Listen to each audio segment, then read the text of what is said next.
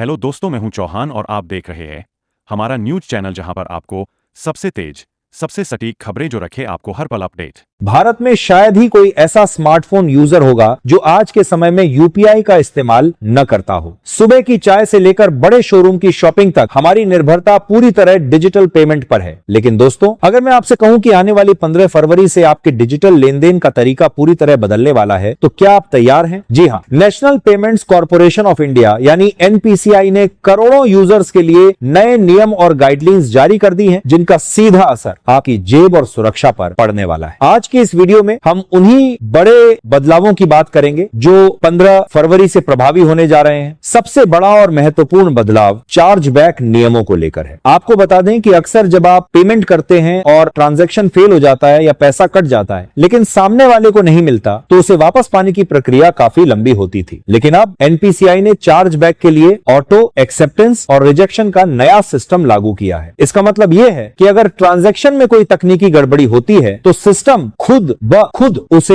Verify करेगा और पैसा रिफंड करने की प्रक्रिया को पहले से कहीं ज्यादा तेज बना देगा। अब ग्राहकों को अपने ही पैसों के लिए हम तो इंतजार नहीं करना पड़ेगा, क्योंकि बैंक अब ट्रांजैक्शन क्रेडिट कंफर्मेशन के आधार पर तुरंत फैसला ले सकेंगे। एक और बड़ी अपडेट जो आपको हैरान कर सकती है वो है ट्रांजैक्शन की स्पीड और एपीआई रिस्पॉन्स। दोस्तों, अब तक आपने गौर किया होगा कि कभी कभी पेमेंट प्रोसेसिंग में अटक जाता है और आप 30 सेकंड तक इंतजार करते रहते हैं। नए नियमों के मुताबिक अब इस समय सीमा को घटाकर सिर्फ 10 सेकंड कर दिया गया है। यानी अब पेमेंट ऐप और बैंकों को हर हाल में 10 सेकंड के भीतर ट्रांजैक्शन पूरा करना होगा। इससे न सिर्फ आपका समय बचेगा, बल्कि भीड़ भाड़ वाली जगहों या पीक आवर्स में जो सर्वर डाउन होने की समस्या आती थी, उसमें भी भारी कमी देखने को मिलेगी। यह कदम डिजिटल इंडिया को और भी ज्यादा भरोसेमंद बनाने के लिए उठाया गया है। सुरक्षा के मोर्चे पर भी सरकार और आरबीआई काफी सख्त हो गए हैं। 15 फरवरी से लागू होने वाले नियमों में हाई वैल्यू ट्रांजैक्शन यानी बड़े अमाउंट के लेन देन के लिए एडवांस फ्रॉड डिटेक्शन सिस्टम को अनिवार्य किया जा रहा है। अगर आप इंश्योरेंस कार्पर में देखी गई थी, प्रीमियम, लोन ईएमआई या शेयर बाजार में निवेश जैसे बड़े पेमेंट यूपीआई के जरिए कर रहे हैं, तो अब आपको ज्यादा स्पष्ट कंफर्मेशन मैसेज और सुरक्षा घेरे से गुजरना होगा। यहां आपको यह भी जान लेना चाहिए कि एनपीसीआई ने कुछ खास कैटेगरीज जैसे हॉस्पिटल, एजुकेशन और टैक्स पेमेंट के लिए ट्रांजैक्शन लिमिट को बढ़ाकर 5 लाख रुपए तक कर दिया है, ताकि बड़े भुगतानों के लिए आपको बार बार छोटे ट्रांजैक्शन न करने पड़े। इसके साथ ही डिजिटल सेफ्टी को ध्यान में रखते हुए केवाईसी नियमों को और भी कड़ा किया जा रहा है। अगर आपका यूपीआई अकाउंट लंबे समय से निष्क्रिय है या आपकी जानकारी अपडेटेड नहीं है, तो शायद आपको ट्रांजैक्शन में दिक्कत आ सकती है। एनपीसीआई का लक्ष्य फर्जी अकाउंट्स के जरिए होने वाली धोखाधड़ी को जड़ से खत्म करना है। दोस्तों, ये बदलाव बताते हैं कि आने वाले समय में यूपीआई सिर्फ पैसा भेजने का जरिया नहीं, बल्कि एक सुरक्षित और तेज वित्तीय साथी बनने जा रहा है। उम्मीद है कि 15 फरवरी से लागू होने वाले इन नए नियमों के बारे में यह जानकारी आपके काम आएगी। अगर आपको यह वीडियो जानकारी पूर्ण लगा हो तो इसे लाइक करें और अपने परिवार और दोस्तों के साथ शेयर जरूर करें, ताकि वे भी इन बदलावों से अपडेट की रहें। बैंकिंग और टेक्नोलॉजी की दुनिया की ऐसी ही लेटेस्ट खबरों के लिए हमारे चैनल को सब्सक्राइब करना न भूलें। मिलते हैं अगली वीडियो में। धन्यवाद।